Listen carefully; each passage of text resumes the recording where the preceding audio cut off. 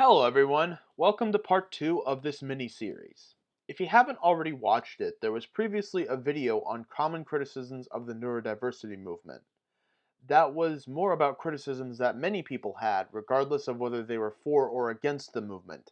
This now goes deeper, as illustrated by this iceberg, into actual opposition to the neurodiversity movement, and how opponents of it have evolved their tactics and the different organizations they have worked with over the years.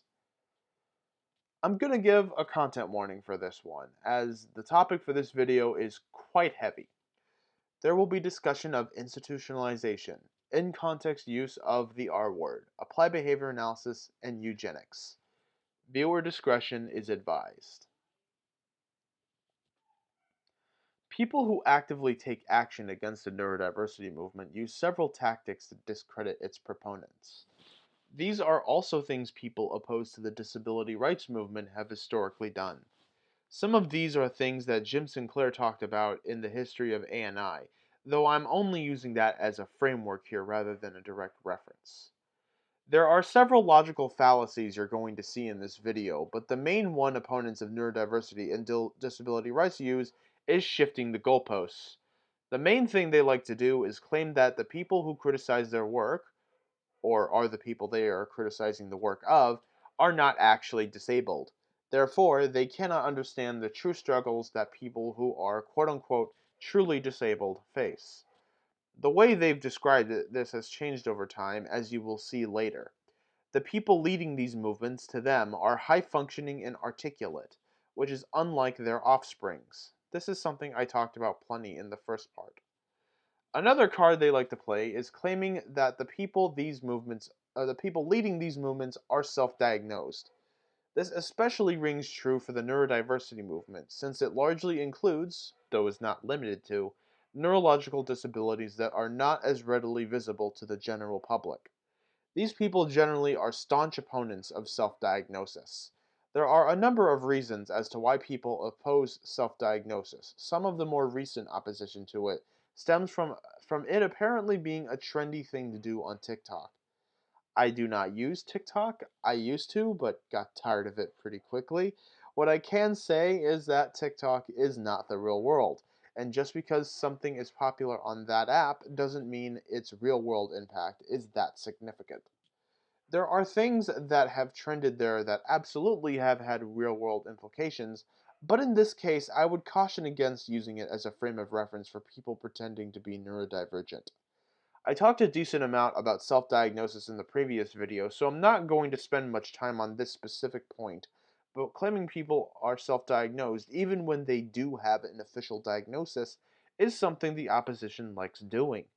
They also like claiming that people are faking their disability, which they use self-diagnosis as a way of proving.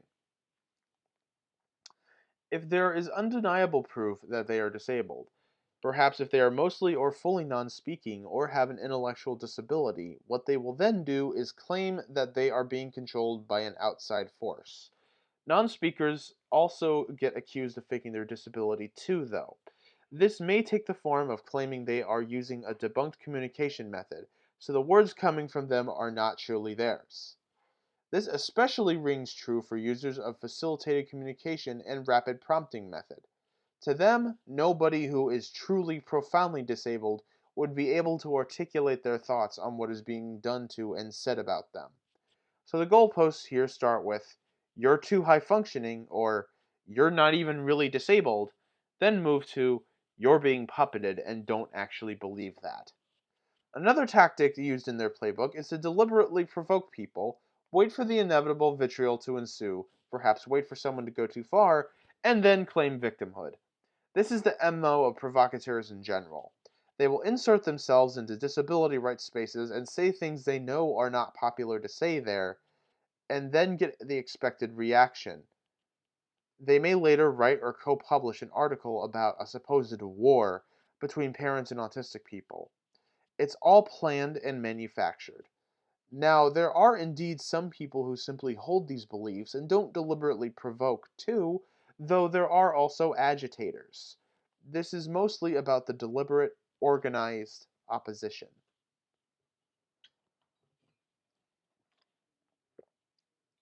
This isn't as directly related to the neurodiversity movement, but it is historically relevant. Voice of Reason, formerly known as Voice of the Retarded, was founded in 1983. This was a few years before the ADA was signed into law and after IDEA and 504 had already been established. They have always been staunchly opposed to the self advocacy movement in particular, but any and all branches of the greater disability rights movement as well. The tactics and rhetoric they use is exactly what you see with the newer reactionary disability organizations, too. They support institutions that their members often had offsprings in, using coded language such as they're advocating for choice or a continuum of care, because they believe that some people need to be institutionalized, that there is no better option. The landmark Supreme Court case, Olmsted v. LC, which deemed separate housing of disabled people to be unconstitutional, was partially opposed by VOR. They wrote an amicus brief criticizing parts of it and how it may affect the living choices people will have. They meant choices as in the choice to live in an institution. They are still in operation and use the same tactics as previously, though they no longer throw around the R word for obvious reasons. A large reason as to why the R word is even socially unacceptable now is because of the self advocacy movement. If you've seen my video on the Autism Society of America, then you've already heard me talk about Rimland plenty. He was a well renowned autism scientist and in the late 20th century who proposed autism was caused by a leaky gut. His ideas mainly became popular among parents who were tired of the proposed idea that autism was caused by bad parenting, even though his ideas were just as inaccurate. So while I haven't found any direct affiliation Rimland had with VOR, his stances were very similar to theirs. He had some choice words for people who advocated for the closing of institutions, and was unconfident in the community's ability to provide adequate services to all people with disabilities. He even had a nickname for proponents of the self-advocacy movement, advozealots. So not only did Rimland push pseudoscientific ideas about autism and propose dubious cures, he was also pro-institution. There was a somewhat popular idea at this time, and still is, that institutions like Willowbrook and Penhurst were awful, but are not indicative of institutions being the problem. They just needed to be smaller, cleaner, better staffed, and allow the residents to explore the community more often, which is what we ended up getting in the form of group homes among other settings. This is a part of what's called the institutional cycle. As Mel Baggs often stressed, an institution can be as small as one person. The core of institutionalization is control over someone else's life and autonomy. People who live in these settings are usually not there by choice and do not get to fully decide how to spend their day. So the horror movie tier institutions that have the most readily obvious issues are really the epitome of this and not an anomaly of an otherwise sound idea. Remlin was, unsurprisingly, also very against the neurodiversity movement. His ideas were diametrically opposed to theirs. In 1995, Cure Autism Now was founded by Jonathan Shestak and his wife Portia Iverson. They both had backgrounds in the entertainment and film industry. Can very much set the stage for a certain other autism charity. It was a charity founded by fairly wealthy people and had the money and backing of the wealthy. There was much opposition to them in the early days of the neurodiversity movement. Their name was literally Cure Autism Now, so this is very unsurprising. Later in 2007, they were absorbed by Autism Speaks. The main program they started that Autism Speaks continued was the Autism Genome Research Exchange, otherwise known as AGER. CAN started this program with the intention of finding a genetic cause of autism that could lead to prevention of it. Several of their executives ended up joining Autism Speaks, particularly Geraldine Dawson. Interestingly enough, Donna Williams was a board member for them as well as Maya Angelou. Not sure what she was doing there, and Donna was part of many organizations with varying stances on autism. She did later leave CAN, though. As for Angelo, it may have been to have some star power. I don't think this sullies her legacy by any means. Celebrities sign on to charities like this all the time, often not really thinking much more about it than, it seems like a good cause to give back to. Curing autism was also not as controversial of an idea back then as it is now. Jonathan and Portia don't seem to really be doing anything autism related nowadays. I guess they decided to move on, but Can definitely still had an impact on how things are now. At Autry, there were pins and shirts designed by Sola Shelley that said, "Cure all neurotypicals. Can't," which is a funny riff on their name. I've talked plenty about this previously, but it's relevant, so I will briefly recap it. One particular incident in the earlier days of the neurodiversity movement that was an example of early mobilizations surrounded a Supreme Court decision in Canada. An autistic researcher named Michelle Dawson gave a speech before the Supreme Court of Canada during their Auton v. British Columbia case, arguing that behaviorism was unethical and the way behaviorists acted was unethical, among other things. This was known as the misbehavior of behaviorists. The court ruled that all the government of British Columbia was not violating children's rights laws by failing to fund ABA services for autistic children. What this meant for Canada was that whether a government would fund ABA or not was up to the individual provinces rather than it being the law of the land across all of Canada. Several practitioners and proponents of ABA came together in a quarterly newsletter known as the Schaefer Report against Dawson. It was quite the hit piece against the neurodiversity movement and made several sweeping accusations against Michelle. Many of them insisted she was either too high functioning to understand what autism was really like, or that she wasn't autistic at all. Several people came to her defense, and many of the essays written in her defense were published on autistics.org. This is some of the earliest pointed opposition to the movement that I have found. It certainly seems to have made waves within the community, and I think it helped set the precedent for the movement's opposition to ABA, which was certainly there already, but just hadn't escalated to this point yet.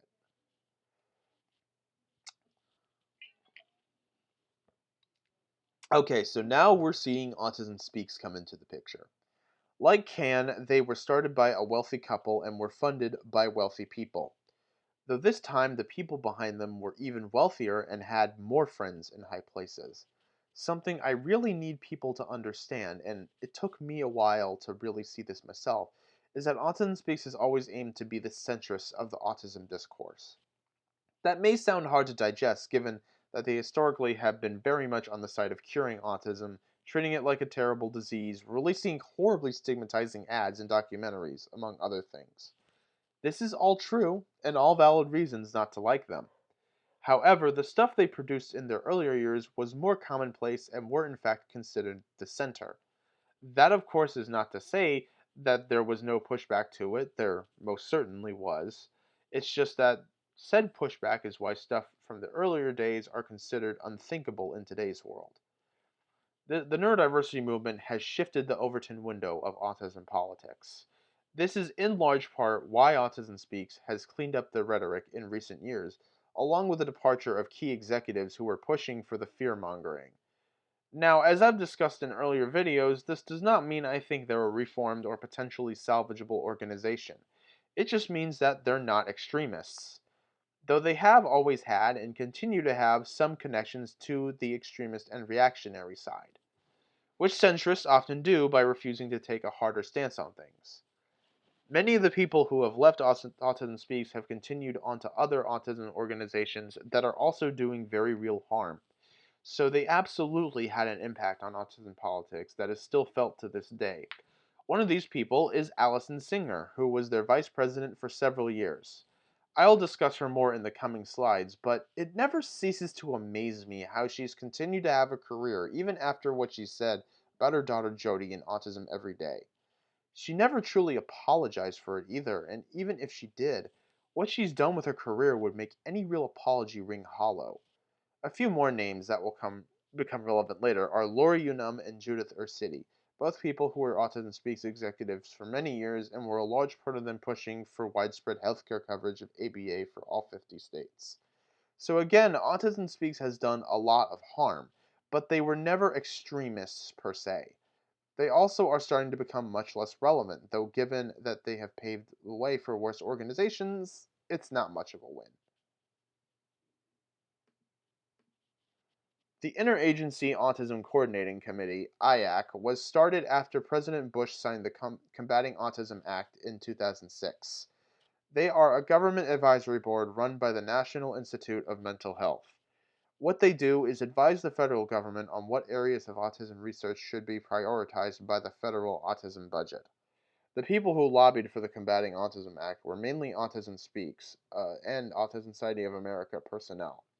The name certainly doesn't inspire confidence if you're against the idea of curing or preventing autism, and it was certainly not done with the priorities of the neurodiversity movement in mind.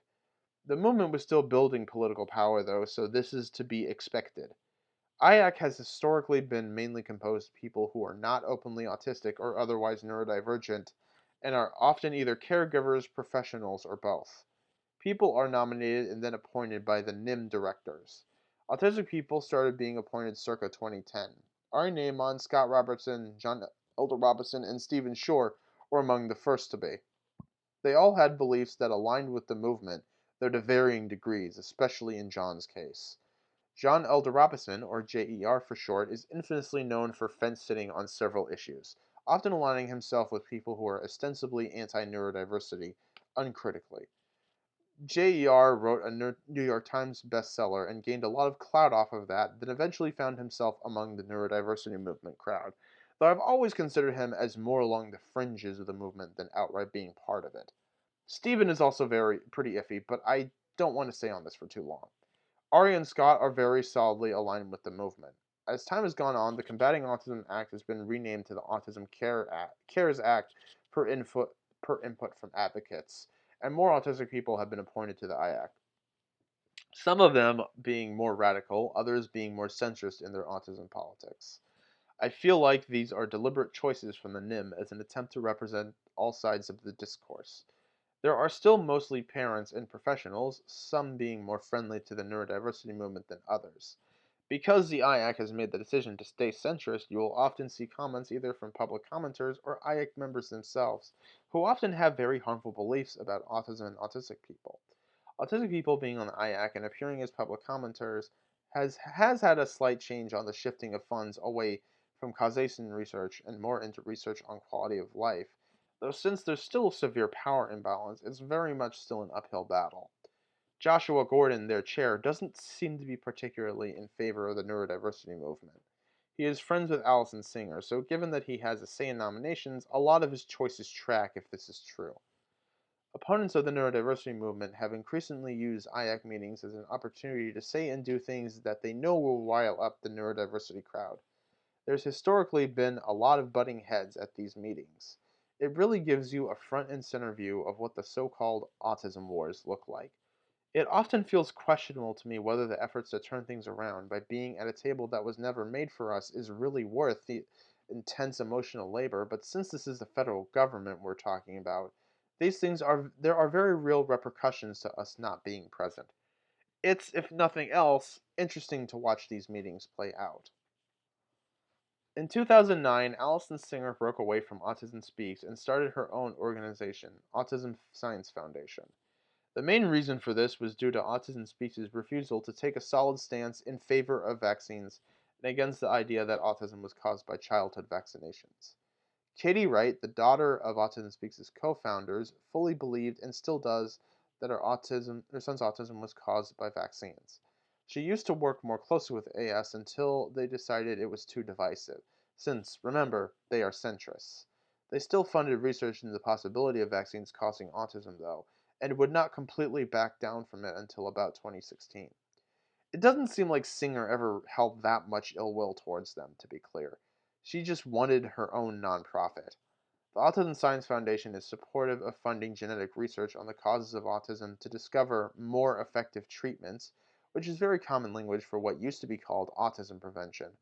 They really give you an idea of where this particular crowd stands in terms of autism politics. So while they are pro-vaccine and against the idea that vaccines cause autism, they're also pro-ABA and support some institutional settings, as well as another thing that's developed more recently that I will be talking about soon. Honestly, they're ostensibly worse than Autism Speaks, and more openly opposed to the neurodiversity movement than they are. I want to brief I want to briefly mention the Council of Autism Service Providers.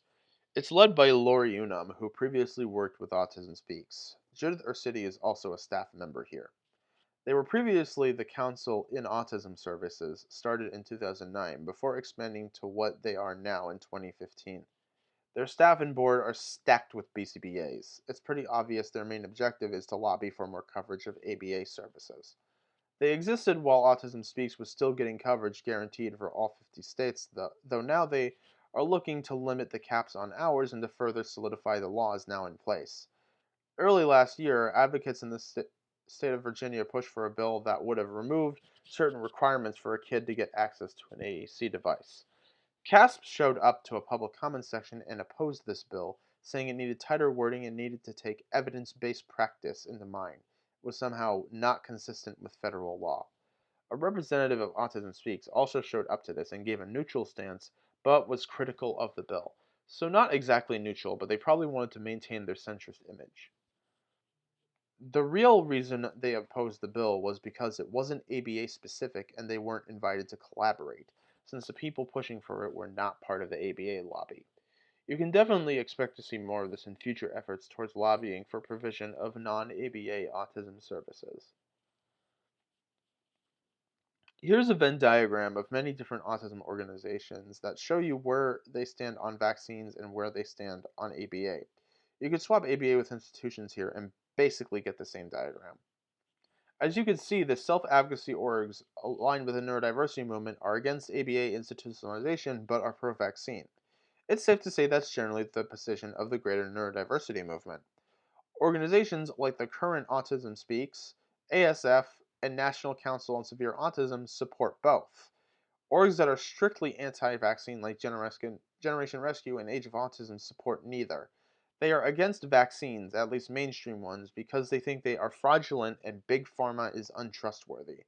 Though on the flip side, this also means they have a distrust of common therapies like ABA and institutional settings, which is something they agree with the neurodiversity movement on and often use as a wedge issue to insert themselves into those spaces. Because ASASF and NCSA support mainstream science, this also means they support ABA for the same reasons they support vaccines, because the data supports it. Now, NCSA, particularly Jill, have expressed some mildly anti-vax sounding rhetoric before, but I'm going to talk more about that in future videos. At least on paper, NCSA is pro-vax.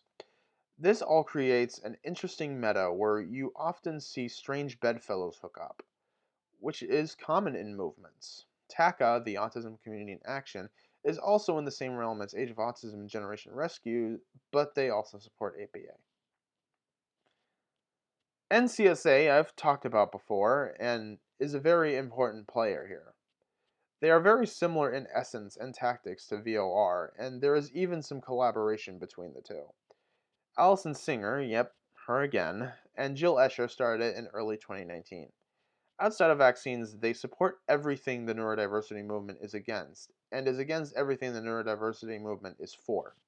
Most of the orgs I've discussed weren't necessarily founded as a pointed jab to the neurodiversity movement, but ended up being one. NCSA was.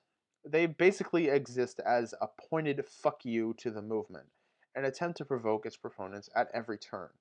Along with Singer, they also have other members, former and current, who have a history of working with Autism Speaks, as well as a member who is a current staff member there. Though some have left NCSA to join another organization I'll get to a little later.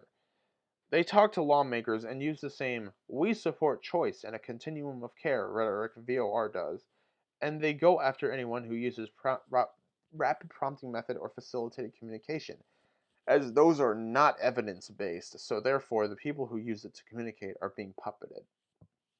They deliberately misrepresent autistic people who are non-speaking and or have an intellectual disability in an effort to push for harmful treatings in settings that limit autonomy and presume incompetence. They haven't been particularly successful, though their continued existence will certainly make progress on the side of the neurodiversity movement and disability rights more difficult. Honestly, their organization is largely an angry internet blog, but their members do have very real experience in successfully pushing harmful policies. Many of them are in high enough positions to at least influence culture. Culture change can be just as, if not more important than policy change. Aside from ABA and institutions, NCSA and their ilk also support things like guardianship and conservatorship, sheltered workshops, and sub-minimum wage. All things that are born out of the presumption that disabled people are not capable of deciding things for themselves and aren't deserving of equal opportunity. In 2022, The Lancet, one of the world's highest impact academic journals, published a report on autism. In it, they proposed a new label. This goes beyond severe autism. They proposed that profound autism be adopted as a label for autistic people who are truly impaired in their everyday life. How this differs from severe autism in any meaningful way, I'm really not sure. Singer was one of the people that Lancet commissioned, among others, many of which were also in favor of this. Singer has been one of the main people pushing this new label, though. ASF has been doing a whole campaign surrounding profound autism. At this point, she definitely relishes in her antagonism towards neurodiversity, and I would argue she is one of the single biggest opponents to the movement. The argument here is that a profound autism label would be more specific and could make for more appropriate services tailored to the needs of autistic people with the most complex support needs. The problem is, as history has shown, anytime you try to silo people by degree of disability, the people considered most profound often get the most restrictive settings and abusive treatments. Autism also isn't a linear scale, and neither are most developmental disabilities. Many of these people know this, or at least have been told this, yet continue to assert that there are people who are truly profoundly disabled and need to constantly be surveilled and warehoused. Because the Lancet has pretty widespread influence, this proposal didn't simply go away. People are continuing to push for it, and it appears to be gaining quite a bit of momentum. Just this year, a new autism organization called Profound Autism Alliance has been established. It was started by Judith City, who was previously part of Autism Speaks and helped them lobby for ABA coverage, and was briefly a member of NCSA. It's unclear what the impact of this organization will have, if any, but it's definitely part of the recent push for the Profound Autism label. Their executive director is Kimberly Dick, who was the director of Autism Species Georgia and Tennessee chapters for many years. It really feels like this recent campaign for this label has been the manifestation of all I've talked about today. So now they've moved the goalpost like I talked about at the beginning of this video. They're no longer using the damaging rhetoric about autism to describe autism in general, they're now specifying they mean profound autism. If you had asked them 15 years ago, they likely would have said something along those lines. But now it's a more concerted effort to hone in on autistic people who are already the most marginalized in society and use them as a rhetorical volleyball against self advocates. None of this is new, it just has a new look.